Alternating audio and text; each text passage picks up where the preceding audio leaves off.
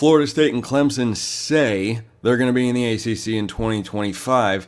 Just be careful with that. You are Locked On College Football, your daily podcast on all things college football. Part of the Locked On Podcast Network, your team every day. Welcome, everybody, to another episode of Locked On College Football. I'm your host, Spencer McLaughlin. Thank you so much for making this your first listen or your first view of the day. Part of the Locked On Podcast Network, your team every day, and your daily source to stay up to date with the biggest stories in the greatest sport on planet Earth. Realignment, coaching, carousel, which we have on today's show. How about that? The portal and more, getting you ready for the season. We've always got you covered. This episode brought to you by our friends at FanDuel. Make every moment more as the playoffs wind down. The sports kind of stop sporting like we want them to, but this summer FanDuel is hooking up all customers with a boost or a bonus daily. That's right, there's something for everyone. Every day, all summer long, visit FanDuel.com to get started. Kenton Gibbs, Locked On ACC, host over there with Locked On Canes host Alex Dono, and he's joining me here today here on the show because, Kenton, there was an announcement that a report rather of news that we kind of already knew, or at least that some people already knew, that Florida State and Clemson are going to be in the ACC for the 2025 football season. This, of course, comes amidst the backdrop of ACC Media Days and Jim Phillips answering questions about this. And there was a prediction made on this show, I believe it was in the month of June or July, that from a guest, not myself, that said they're going to be in the ACC for 2025. You made that very prediction. Let me just, for a moment of your time, Kenton, and I will certainly give you the floor to dunk on all those who fervently push back on that particular notion. I'm not going to get political. I'm going to make a politically adjacent statement because it's very relevant.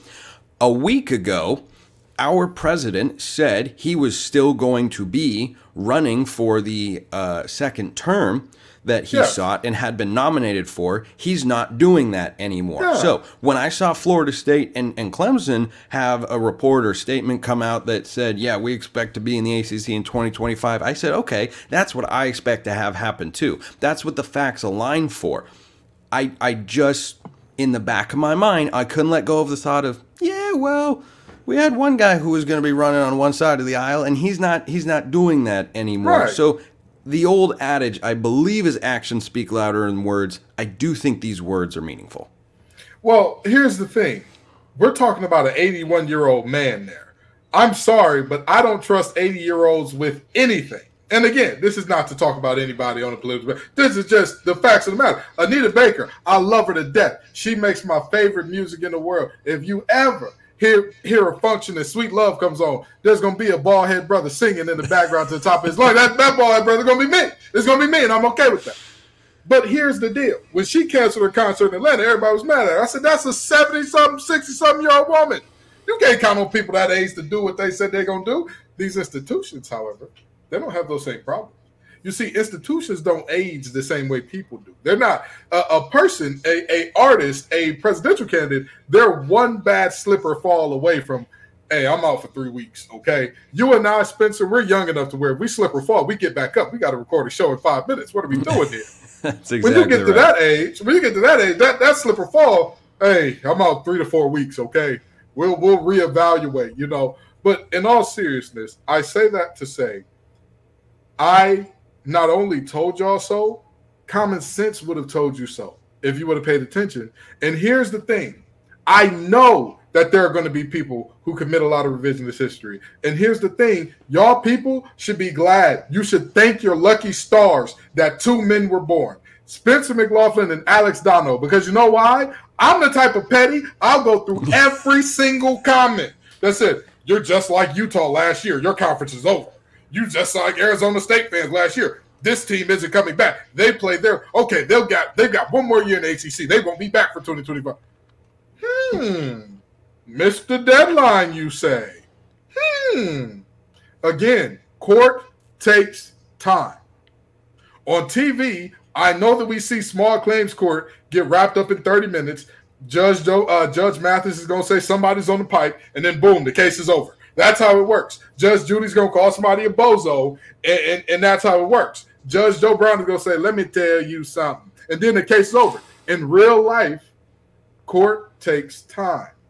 And in real life, you cannot subvert the courts and do what you want to do.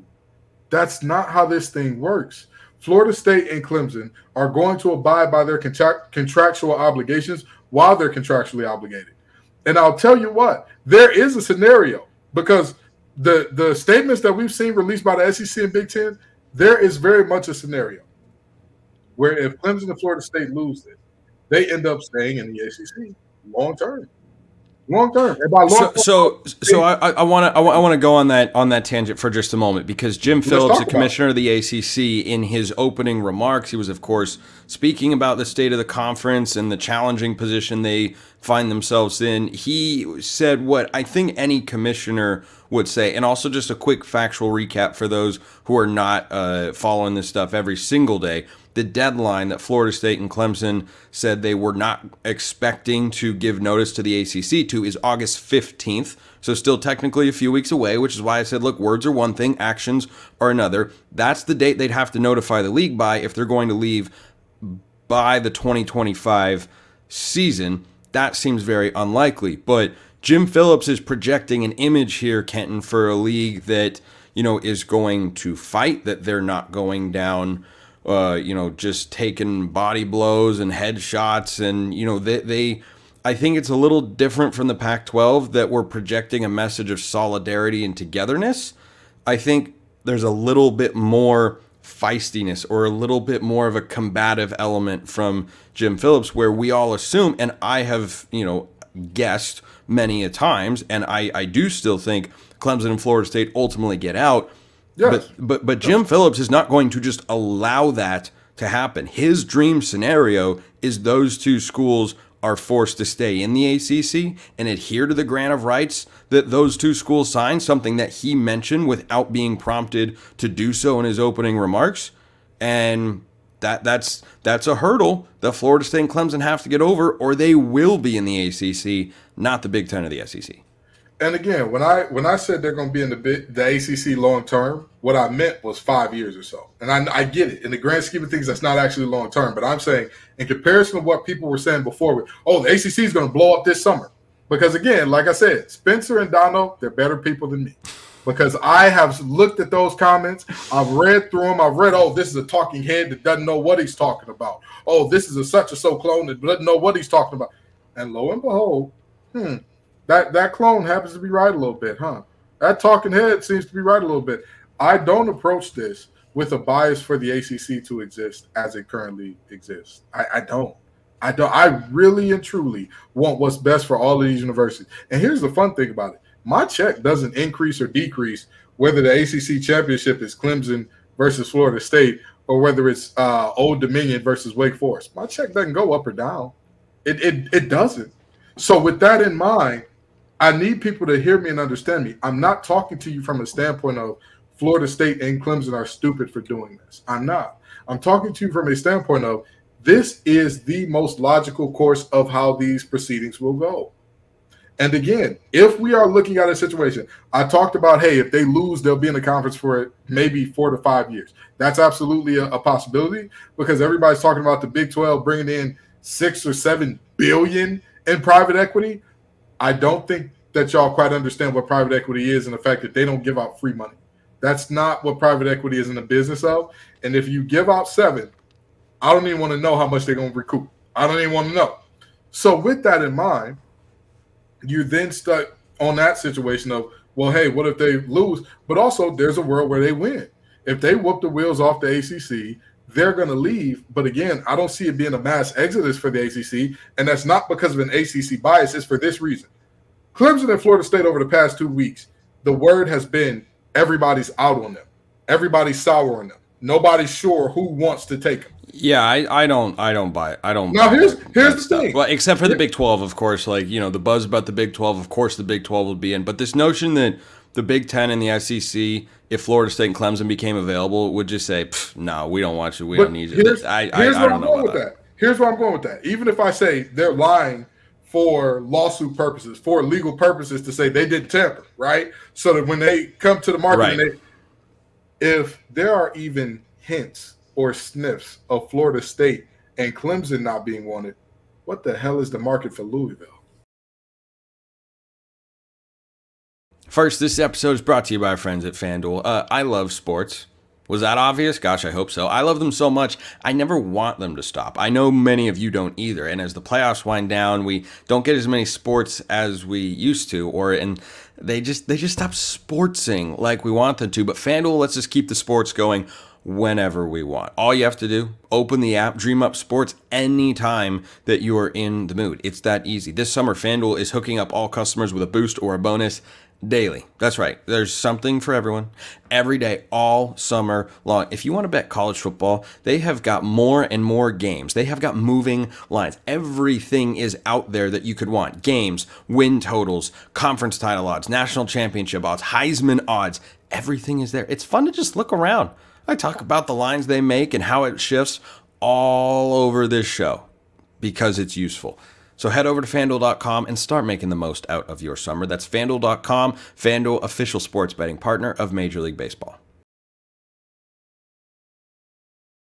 If there's even a thought, if there's even an iota of a conceptualization that they may not want Florida State and Clemson, what do you think there is for Pitt? In the Power 2, I agree with you. For the Big 12, if they were going to increase their membership further, Louisville and Pitt would probably be near the top of their list. And hear me out. You're making a lateral move. So unless these teams you're making a stability move. You're making a stability move. And this is what I'm saying. Unless those two teams get out scot-free, I mean, like they got to pay like $10 million or something like that, and that's it. Unless they pay a number that's that low, maybe even I might even say up to 100. Sure, teams could move, teams could leave. If this thing ends up in that 300 mil plus range, who has that in their coffers? Who has that ready on standby? Hey, here, take it. Do what we got to do. We got to go. Call Jeff Bezos and get a loan or something. Yeah, okay. All right. And again, and I'm going to tell you something. Jeff Bezos didn't get to where he is by giving out money on kindness. No. He didn't get to where he is. The people who work in private equity do not make money by giving loans on kindness and friendship. That's not how this works.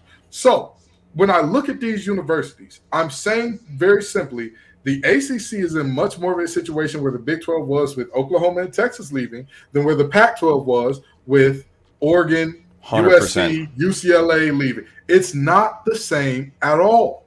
It's not. Will the ACC exist as we know it now? No.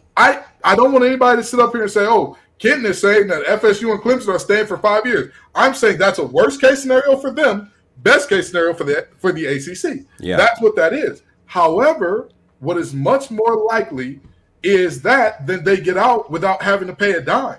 So either way, even if we talk about meeting in the middle and say, well, they get out, but they got to pay $200 or something. How many teams had that $200?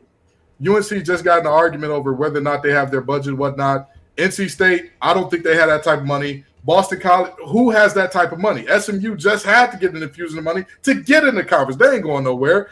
Calford is running in the red. So I know I could talk about this all day and tomorrow until I'm blue in the face. But long story short, I'm trying to tell everybody there is not this notion that the ACC is falling apart tomorrow, clearly not true.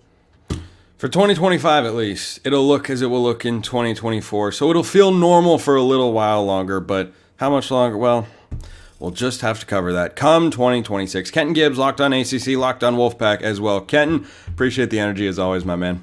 Always glad to be here, brother. Paul Finebaum is off the rails again. I got to talk about that next. There's a part of me that didn't want to react to this, but the reality on the ground is that Paul Finebaum has a sizable following, and his voice is very influential in the world of college sports. I will say, like many of you, I got a kick out of Paul Finebaum getting dunked on by Lane Kiffin when they sat down together at SEC Media Days. Now, do I think everything Paul Finebaum says is ridiculous? No. This was ridiculous, though. This was absurd. So Paul Finebaum is asked about USC, and he is in the anti-Lincoln Riley camp.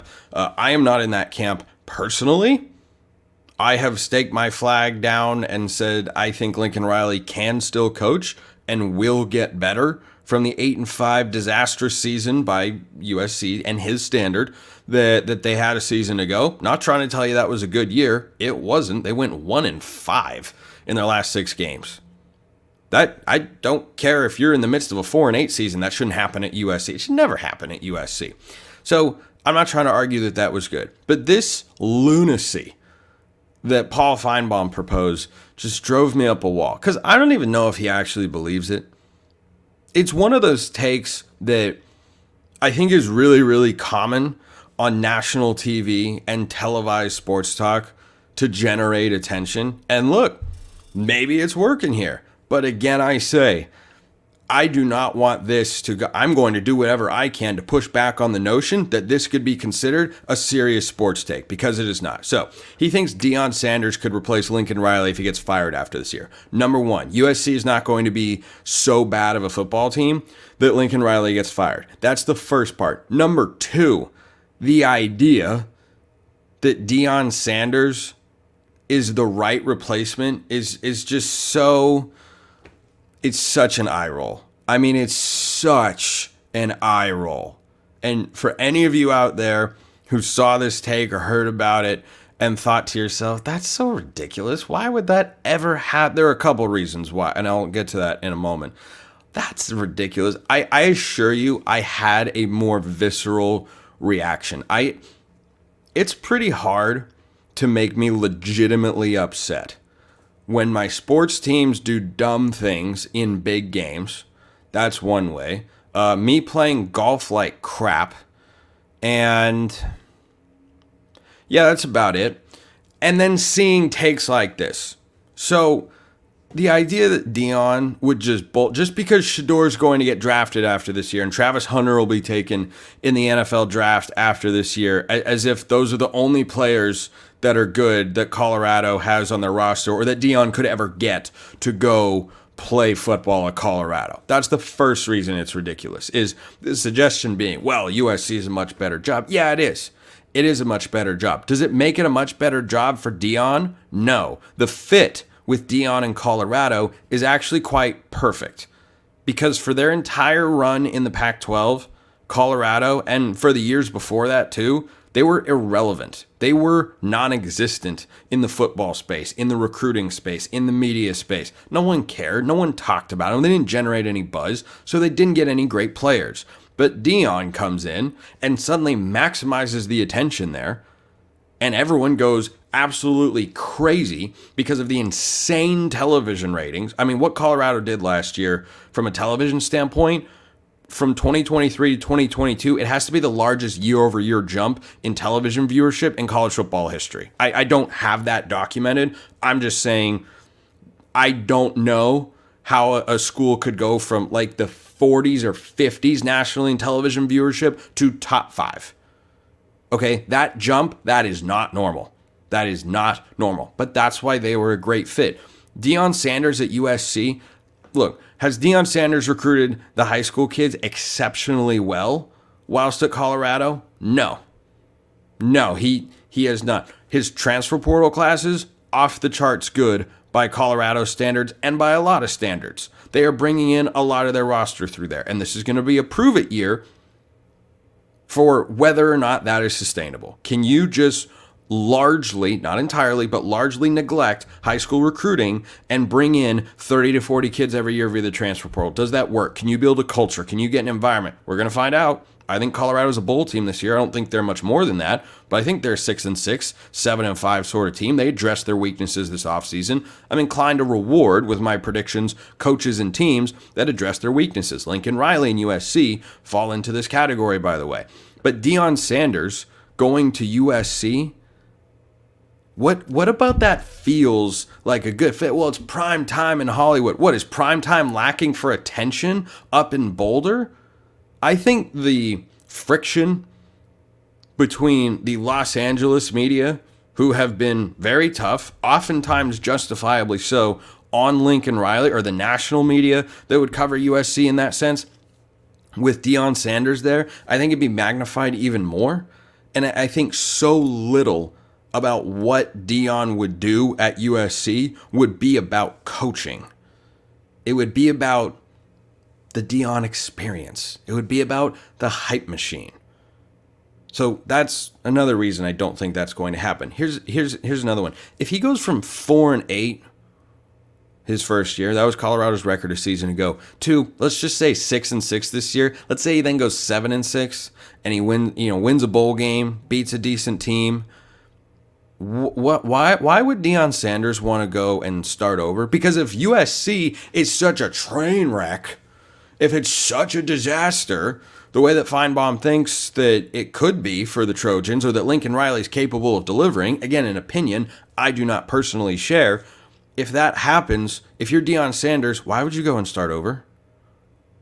Why would you go and seek out this new venture? What is to be gained? Well, the upward momentum is there. Well, you haven't even demonstrated to yourself. Certainly Deion's not a guy who is short on self-belief. But you haven't even proven to yourself, or more importantly, this is my final point, to USC, that that's the right hire. A coach that's gone 4-8, 7-5, I don't care what the program was when Deion got there. If you hire a coach that has gone 4-8, 7-6 to go be the head man at USC, that's not going to go over well. It will be friction from the moment he gets there. He'd throw away what he has built so far in Colorado. And can he win a conference championship at Colorado easier than USC? The answer is probably yes. Like, the path to getting to the top of your league and getting an automatic playoff berth and a bye in the playoff is more attainable at Colorado than it will be at USC. Because at Colorado, you're going to have to go up against, in the coming years, Kansas State, good program, never made the college football playoff before. Utah is going to lose their head coach here shortly. Oklahoma State came close, literally a couple inches away from, but also has not made the college football playoff before. One of the highest floor programs in college football, but the ceiling, it's okay. It's fine. It's good. It's not great. In the Big Ten, you have to go up against Ohio State. They've won a national championship, made the playoffs several times. Oregon, they've got top 5 national championship odds this year. They recruited a top 5 level. Michigan, they just won a national championship. Penn State, they're going to be a playoff team every single year. Do you see how much tougher that is? You got to go through those teams. And by the way, I understand you're at USC. You'd probably be able to recruit really, really well. But what about the other teams in the Big Ten that could ascend? You got to throw Wisconsin into the mix. You got to throw Washington into the mix. You gotta put, what if Iowa figures out their offense? Just keep going down the list. This is not comparable. They are not the same. So it's a ridiculous take. I don't even know if it was fully serious, and I just want to do everything that I can to tell all of you in the college football world out there that this is absurd on many fronts. But let me know your thoughts in the YouTube comments anyway. You know what's not absurd? Fresno State hiring a coach that's been in the Mountain West before. It might sound absurd to you, but I thought it was a joke, and then I thought about it. I was like, that actually makes sense. Coaching carousel coming up next.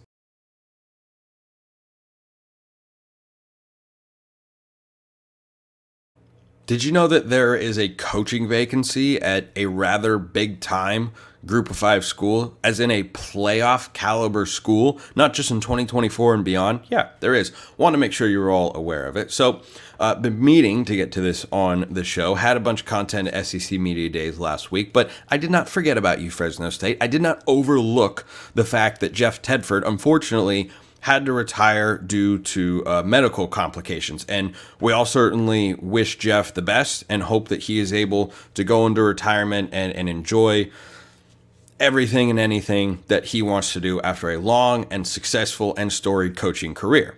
So now the question becomes, what do you do if you are Fresno State? Because the Bulldogs now are going to try and make the playoff without their head coach.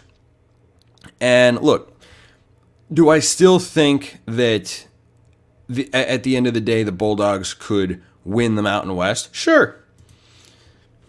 Do I feel as confident in it? No. Is Tim Skipper good? He could be.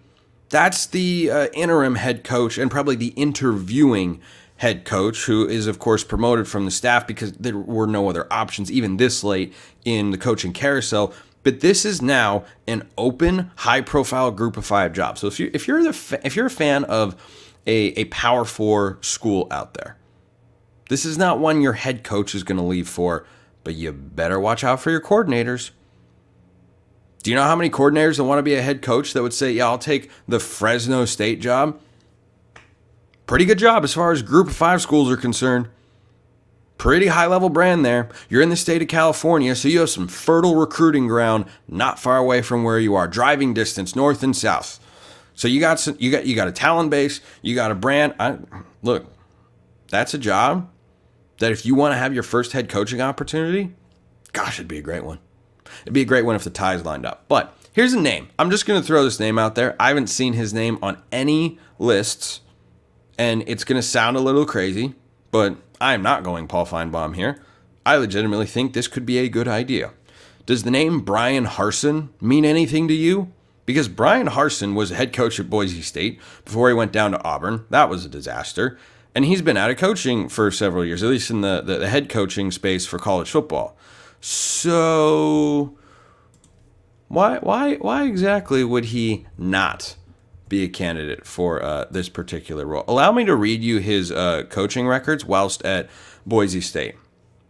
12-2, 9-4, 10-3, 11-3, 10-3, 12-2, 5-2 in the COVID year, including winning his last 13 consecutive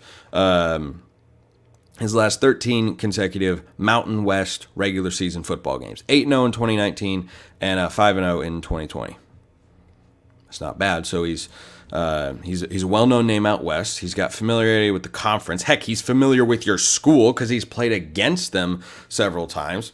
It's a name I haven't seen flying around, and I think should be. Because at first, when it was suggested to me, I went, that would be so funny. Wait a minute. Would it? Well, he didn't work at Auburn. Yeah, but he worked at Boise State. And Barry Odom, by the way, go look at his coaching track record. Didn't go so well at his previous stop as a head coach, and then, what was that? Oh, that's right. He had UNLV at a level that they have not seen in quite a long time. And they're a team in 2024 that could suddenly reach the Mountain West Championship game. Dare I say they have realistic hopes or expectations of competing for that sort of level? That was unthinkable. That was completely and utterly unthinkable. So Tim Skipper could be the guy. If Fresno State has a good enough year, and I'm going to answer this question more in just a moment, if they have a good enough year, I'd expect Skipper to be the hire. Boise State quite literally just did this. Now, Andy Avalos, who's now the defensive coordinator at TCU, he didn't retire due to medical concerns. He was relieved of his coaching duties, and Danielson stepped in, and it went really well. And Spencer Danielson, now the head coach of Boise State football. They're the Mountain West favorites. They've got a win total of 9.5, despite a challenging schedule, and they have probably the most talented backfield in the entire Mountain West in Malachi Nelson and Ashton Genty. So, when I think about what Fresno State can do this year and what they're capable of and what my expectations were before Jeff Tedford stepped down, it was to be at least a 7-win team, if not an 8 or 9-win program, with a path potentially to backdoor their way into the playoff with the group of 5 auto bid. Because if they end the year with a Power 4 win against UCLA and they toss in a Mountain West Conference Championship win, if they're sitting there at 10-3, they're going to lose week 1 on the road at Michigan. They're 20.5-point underdogs. They're not going to pull a Colorado at TCU. That's just not going to take place. Michigan will not lose that game week 1 in the Big House. But if they go out the rest of their schedule and they lose one time, and they then beat UCLA, and then they beat, suddenly, wow, if they found their way into the conference championship game, I have a hard time seeing Tim Skipper not being named the full-time head coach. The question is, where's the line of demarcation? At what point do you say, for a guy who has not been a head coach of a program before, but has a mighty long, impressive resume, including a playing career at Fresno State, at what point do you say, this might be his opportunity? This might be the chance he needs to be a full-time head coach. If Fresno State goes 8-4 this year and wins a bowl game, if they go 9-4, gosh, that feels like it'd be enough. I think 8 is the point in the regular season, regardless of what happens in the bowl game, where Tim Skipper would get the job. If they go 7-5, if they go 6-6, I don't think he automatically gets it. Certainly you have to look at him as the leading candidate because he is what Jake Dickert was at Washington State several years ago. He's not so much the interim head coach as he is the interviewing head coach. every single week. So the way he talks with donors, the way he runs his practices, the way they perform on the field, the way they improve or don't improve throughout the course of the year, this is going to be a week-to-week proposition, which makes them arguably the most fascinating team to watch in the Mountain West, even though, as I said, it's a big change to undergo to suddenly have an interim acting head coach this late in the process. It can throw a wrinkle into the locker room, but maybe that team plays inspired. Maybe that team has a win for Kevin Ware sort of mentality, and hey, coach, we were going to get there with you. We're going to get there for you. If he galvanizes that locker room around that sort of idea, maybe that's enough to ride their momentum into the conference championship game. If they make an appearance in the Mountain West championship game, Tim Skipper will be the next full-time official head coach of Fresno State football. If they don't do that, I don't think it's guaranteed. But if they're 9-3 and they didn't get in, I think he's there. If he's 8-4, that's probably context dependent. If he's 7-5, I think you look elsewhere, because this is a team that should be at that sort of level. So if you had those sorts of expectations or aspirations as a program with Jeff Tedford there, then you should have if you have a guy in Tim Skipper who is ready to be that head coach, then he's going to have them playing at the very least close to the level you thought that Tedford team was capable of. Fascinating situation in Fresno. The end of July and the coaching carousel is popping up. It's already here. College football. Would you have it any other way? Appreciate everyone listening. I'll see you next time, and until then, hope you have a wonderful rest of your day.